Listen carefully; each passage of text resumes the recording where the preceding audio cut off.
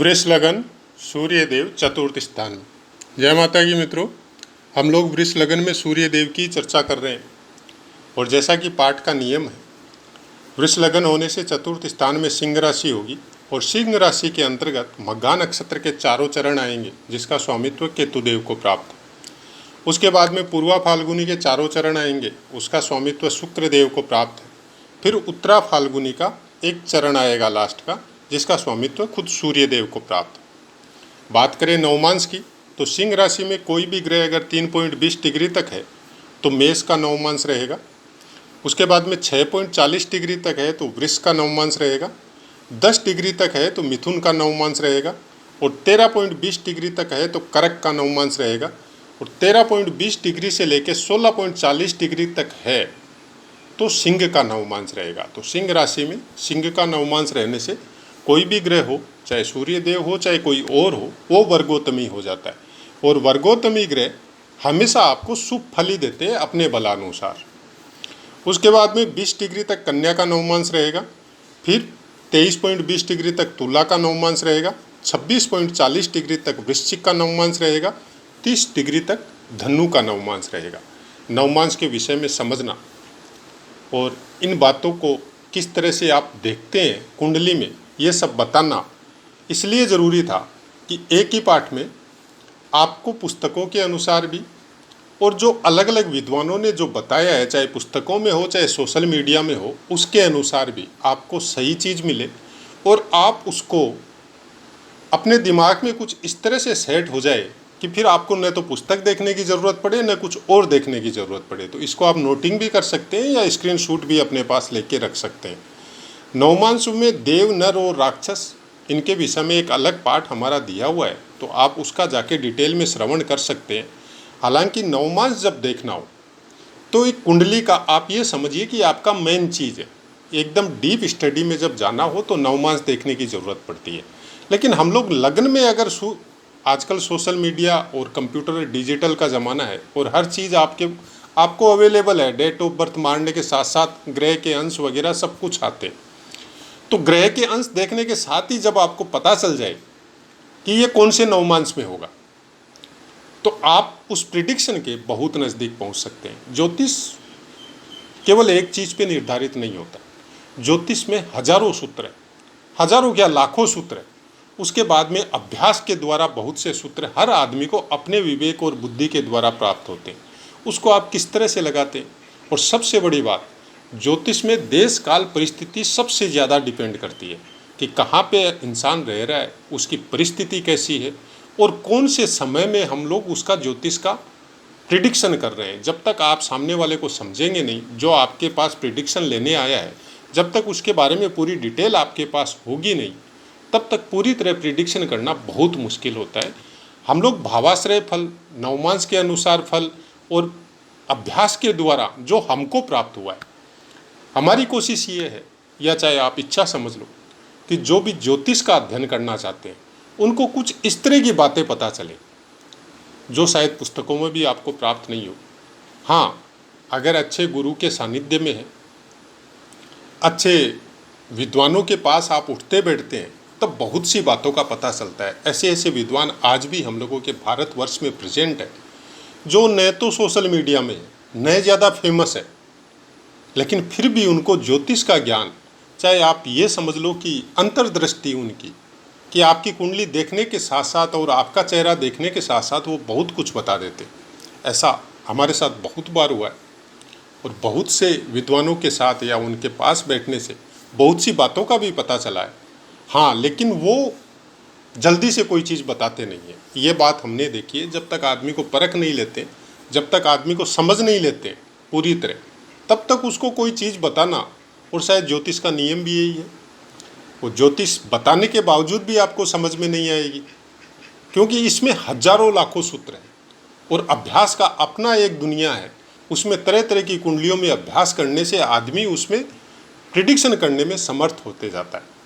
अगर चतुर्थ स्थान में जो इनकी अपनी सिंह राशि है सूर्य देव की, अगर यहाँ पे वो विराजमान होते हैं तो जाहिर सी बात है कि अपनी राशि को, जिस स्थान का वो स्वामित्व है उनके पास, दूसरी राशि उनके पास सूर्य देव के पास और चंद्र देव के पास है नहीं, तो अपनी राशि में बैठेंगे तो वो अच्छे फल प्राप्त करेंगे। किसी भी जातक के अगर सिंह राशि में चतुर्थ स्थान में सूर्य देव हो तो अच्छे फल प्राप्त होंगे, लेकिन साथ में आपको ये भी समझना पड़ेगा कि तेज के कारक है, शक्ति के कारक है, क्रूर ग्रह है।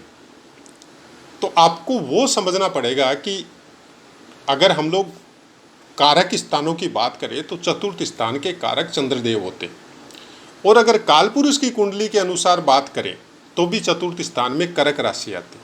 और कर्क राशि पे मतलब एक जलीय राशि पे अगर एक आग उगलने वाला ग्रह बैठता है तो वहाँ पे कुछ न कुछ पीड़ा तो वो आपको जरूर देगा। पीड़ा किसको मिलेगी? जो उस ग्रह से संबंधित नहीं, उस राशि से संबंधित या उस भाव से संबंधित जो जीव है, तो इस भाव से संबंधित आपकी माता है। तो माता के साथ विचारों में हो सकता है, माता के साथ सानिध्य में हो सकता है, माता से कुछ अनबन हो सकती है, कुछ न कुछ पीड़ा यहाँ पे माता के साथ आपको अगर सूर्य देव चतुर्थ स्थान में है तो देखने को मिलेगी। लेकिन भूमि, भवन, वाहन ये सब में कोई टेंशन नहीं आएगी। अब कालपुरुष की कुंडली अनुसार यहाँ पे पंचम स्थान का स्वामित्व तो सूर्य देव को होता है, क्योंकि कालपुरुष की कुंडली तो मेष लगन के हिसाब से है। तो जब भी आप प्रिडिक्शन करो तो आपको कालपुरुष की कुंडली को हमेशा ध्यान में रखना पड़ेगा, और आपको ये भी ध्यान में रखना पड़ेगा कि वो ग्रह भावाश्रय फल के हिसाब से या भावों के हिसाब से कौन कौन से भावों के कारक हैं। तो सूर्य देव लगन के भी कारक बोले जाते हैं, सूर्य देव दशम के भी कारक बोले जाते हैं। तो यहाँ से ये दशम स्थान को पूर्ण दृष्टि से देखते हैं।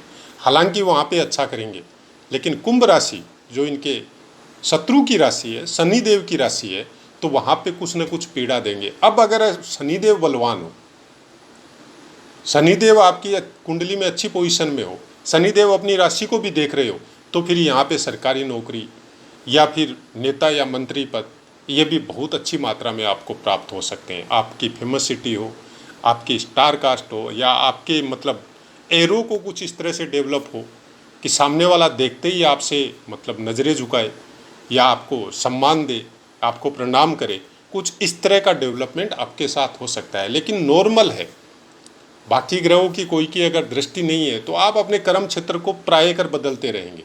मतलब एक जगह से संतुष्ट होना बहुत मुश्किल होता है। क्यों? चंद्रदेव की राशि, चंद्रदेव कारक है चतुर्थ स्थान। तो चंद्रदेव जितनी जल्दी गोचर में चेंज होते हैं उतनी जल्दी उसी अनुरूप आप अपने कार्य क्षेत्र को चेंज करते रहेंगे। तो यहाँ पे अच्छे और बुरे दोनों तरह के फल आपको प्राप्त हो सकते हैं। चतुर्थ स्थान में या केंद्र स्थान में, जिसको शुभ स्थान बोला जाता है, यहाँ पे बताया गया बहुत से शास्त्रों में कि अगर क्रूर ग्रह, पाप ग्रह विराजमान हो तो अपनी अशुभता छोड़ देते हैं।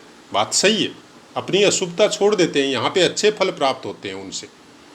लेकिन वो जो उनका स्वभाव है, वो जो उनके अंदर गर्मी है, वो जो शक्ति है, वो जो तेज है, उसको कैसे छोड़ेंगे? वो तो रहेगा। चतुर्थ स्थान है, भावनात्मक स्थान बोल सकते हैं आप इसको। आप इसको भूमि, भवन, वाहन से जोड़ सकते हैं। आप इसको सुख स्थान बोल सकते हैं। आप यहाँ पे कोई भी सौम्य ग्रह हो, कोई भी शुभ ग्रह हो, वो ज़्यादा जरूरी होता है बनिस्पत क्रूर या पाप ग्रह के। कारण भूमि, भवन, वाहन को मिलने से आदमी को शांति मिलनी चाहिए। अपने घर में रहने से वो शांति चाहता है, अपने घर में माता के पास रहने से वो माता की आज्ञा मानना चाहता है, अपने सुखों को वो शांतिपूर्वक भोगना चाहता है। लेकिन वही अननेसेसरी एनर्जी जब आपके साथ हो, अननेसेसरी आपका दिमाग बहुत ज़्यादा एक्टिव हो और काम करने से हो, चाहे घर में रहने से हो, थकावट महसूस शरीर में नहीं होती हो, तो सुख और शांति अनुभव घर में कैसे होगी? ये कुछ डीप जो थिंकिंग जो बताई जाती है, जिनको समझने के लिए आपको ये भी समझना जरूरी होगा कि सूर्यदेव है किस चीज़ के कारक। सूर्यदेव सत्य के कारक है। सूर्यदेव सबको अपनी एनर्जी समभाव से सबको देते हैं, लेकिन सत्य बोलना और चुनाव जगह का सही नहीं करना, वो थोड़ा हम लोगों को पारिवारिक संबंधों में, घर के संबंधों में कुछ प्रॉब्लम क्रिएट कर देता है। कि आप सत्य का पक्ष लेते हैं, लीजिए, लेकिन आपको समय काल परिस्थिति का भी ध्यान रखना पड़ेगा। आपको कोई चीज़ पसंद नहीं आ रही है, दशम स्थान से संबंधित आप कोई कर्म क्षेत्र में रत है, वहाँ पे आपने कुछ गलत होते हुए देख लिया और आपने तुरंत निर्णय ले लिया कि मेरे को यहाँ पे नहीं रहना है, उससे आदमी की लाइफ डिस्टर्बेंस होती है। तो यहाँ पे अगर सूर्य देव होने से अगर कोई गुरु की दृष्टि हो या बुद्ध देव विराजमान हो या फिर शनि देव विराजमान हो इनके साथ, इसलिए बोला जाता है कि वृष लगन में अगर शनि और सूर्य का युति हो तो योग कारक होती है। योग कारक मतलब राजयोग कारक होती है। उसको भी इसीलिए बोला जाता है कि चतुर्दशम और नवम स्वामित्व लेके दोनों ग्रह साथ होते हैं। अब शनि और सूर्य अगर आप किसी कुंडली में देखते हैं तो हम लोग मतलब बिना कुछ सोचे बोल देते हैं कि खराब फल मिलेगा, दोनों शत्रु है आपस में, जबकि ऐसा नहीं होता। इसलिए जब भी किसी की कुंडली देखें कम से कम ये जरूर ध्यान रखें कि कालपुरुष की कुंडली अनुसार वो कौन से भाव का स्वामित्व उनको प्राप्त है और उस लग्न के अनुसार कौन से स्थान का स्वामित्व प्राप्त है। और जब दो स्वामित्व लेके चाहे वो दुश्मन भी हो साथ में जब विराजमान होते हैं तो उन भावों को जरूर मजबूत करते हैं और फिर वो शत्रुता नहीं होके उस जातक के लिए वो मित्र कहलाएंगे। उस जातक को दोनों योगों के फल देंगे।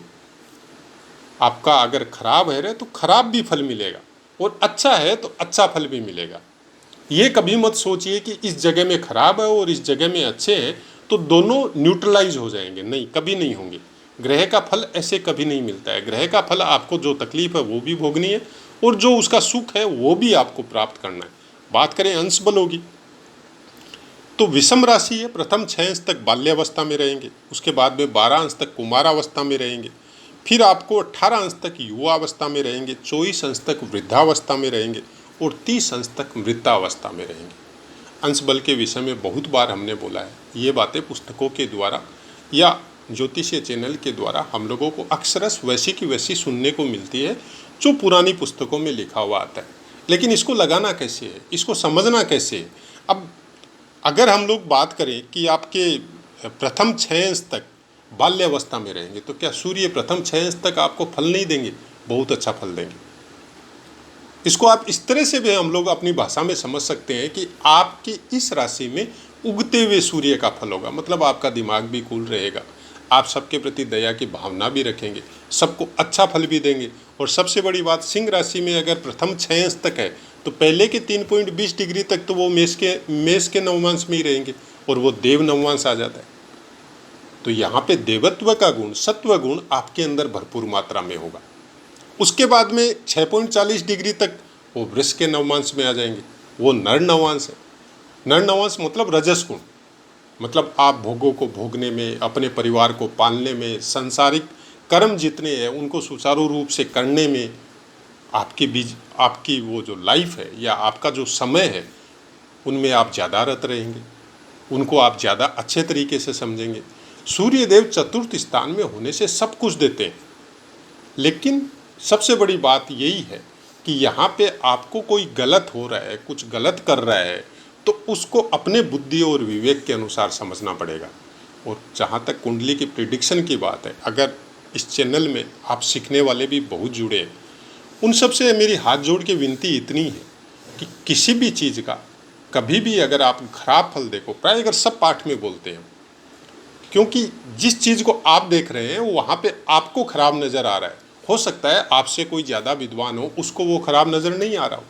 जैसे अभी हमने आपको बताया सूर्य और शनि के विषय में, वैसे ही चंद्रमा और शनि के विषय में भी हो सकता है, राहु और शनि के विषय में भी हो सकता है। तो कोई ज़रूरी नहीं है वो खराब हो। आपकी बुद्धि और विवेक वहाँ तक नहीं पहुँची जहाँ तक वो आपको समझ में आए कि ये अच्छा भी है। तो खराब फल जब बताना हो तो कम से कम अपने इष्ट का, अपने जिसकी भी आप पूजा करते हैं, जिस भी धर्म में आप है, उनका स्मरण करें और डायरेक्ट जहाँ तक कोई ऐसा बोल दे कि आप थोड़ा सा ये उपाय कर लो, जैसे सूर्य का आपको कुछ खराब फल नज़र आ रहा है तो आप उसको बोल दो कि सुबह अर्ली मॉर्निंग उठे, सूर्य को जल अर्पित करें, सूर्य देव की पूजा करें। अगर ऐसा नहीं कर सकते हैं तो कम से कम अर्ली मॉर्निंग के सूर्य में कम से कम 10 मिनट 15 मिनट घूमे फिरे, अपने शरीर पे उगते हुए सूर्य की रोशनी पड़ने दें, जिससे बहुत कुछ जातक को फल इफेक्ट हो जाता है। उसका विल पावर गेन होता है, उसका दिमाग का, उसका शरीर का पावर अलग लेवल में आ जाता है। देवत्व की भावना या देव तत्व या सत्व तत्व के गुणों में बहुत वृद्धि होती है। जो आदमी, जितने भी आदमी इस संसार में जिन्होंने बहुत प्रोग्रेस की है, आप उनका जीवन उठा के देख लीजिए, उन लोगों को सबका दिनचर्या सूर्य उदय के पहले से स्टार्ट हुआ है। चाहे घूमने फिरने के लिए हो, चाहे अपना कोई पूजा पाठ के लिए हो, चाहे अपना कोई कर्म क्षेत्र में इस टाइप का बिजी हो कि वो उनको जल्दी उठना पड़े। क्यों? जो चीज़ें, जो तरंगे हम लोगों को ब्रह्म मुहूर्त में मिलती है, वो तरंगे वापस 24 आवर में कभी नहीं मिलती है। ये हम लोगों के वेद शास्त्र, ये हम लोगों के ज्योतिष या हम लोगों के जो पुराण हैं, वो सब बताते हैं ये बात। उपाय बहुत छोटे हैं। अब उन छोटे उपायों को अगर अपना लिया, उन संस्कारों को अगर अपना लिया, तो फिर लाखों रुपए देके वो उपाय करने की ज़रूरत नहीं पड़ती। अगर उनको नहीं अपनाएंगे तो फिर आप बड़े बड़े आयोजन करके उपाय करते रहिए। अब आपको कैसा फल मिलता है ये तो आप ही जानते हैं। लेकिन ज्योतिष जो सीख रहे हैं उनके लिए केवल इतना ही कहना है कि जब भी किसी कुंडली का प्रेडिक्शन करो आप, तो अपने बुद्धि और विवेक को कम से कम अभ्यास के द्वारा, पुस्तकों से मिला हुआ ज्ञान के द्वारा इस तरह का डेवलप करो कि आपको कुछ हद तक समझ में आए कि ग्रह इस जातक को दे क्या रहे हैं और फिलहाल वो वर्तमान में कर्म क्या कर रहा है। गोचर के विषय में भी हमारे पाठ दिए हुए, नक्षत्रों के विषय में भी दिए हुए। जैसे सूर्य देव अगर 13.20 डिग्री तक रहता है सिंह राशि में, तो मघा नक्षत्र के चारों चरण आएंगे, जिसका स्वामित्व केतुदेव को प्राप्त है। अब केतुदेव आपकी कुंडली में कहाँ विराजमान है, और मघा नक्षत्र का अपना एक पावर होता है, अपने उसके कारकत्व है, तो उनको भी सम्मिलित आपको करना पड़ेगा। नक्षत्रों के विषय में तो बहुत पाठ हमारे दिए हुए, तो उन सब को आप श्रवण कर सकते हैं। क्योंकि एक ही पाठ में हम इंडिकेशन दे सकते हैं कि किस तरह से फल देखने चाहिए, किस तरह से हम लोगों को कुंडली का प्रिडिक्शन करना चाहिए। वरक कुंडलियों का अपना एक प्रभाव होता है। जब डीप स्टडी करनी हो तो वरक कुंडलियों में जाना पड़ता है हम लोगों को, कि मान लीजिए आपको चतुर्थ स्थान का देखना है या दशम स्थान का देखना है, तो फिर उनसे संबंधित वरक कुंडलियों में भी आपको जाना पड़ेगा कि वहाँ पे ग्रहों का इफेक्ट क्या हो रहा है। किसी एक ग्रह से कभी भी प्रिडिक्शन लेवल को एकदम से डायरेक्ट जाके सटीकता में मत पहुँचिए। सब ग्रहों का अध्ययन कीजिए, फिर जातक की वर्तमान स्थिति और उसके कर्म का अध्ययन कीजिए कि वो कर क्या रहा है, तब आप अच्छे से गाइड कर सकेंगे सामने वाले को। तो आशा है मित्रों पाठ समझ में आया होगा। पाठ से संबंधित अगर कोई बात है तो आप कमेंट कीजिए, 100% आपको आंसर मिलेगा। अभी तक का हमारा सिस्टम यही है कि सब कमेंट का जवाब देते हैं। आगे भी कोशिश यही रहेगी। जितना समय मिलता है आपको पाठ देने में व्यतीत करते हैं या पुस्तकों को पढ़ने में व्यतीत करते हैं। अब अपनी वाणी को विराम देते और आपसे आज्ञा लेते हैं। जय माता।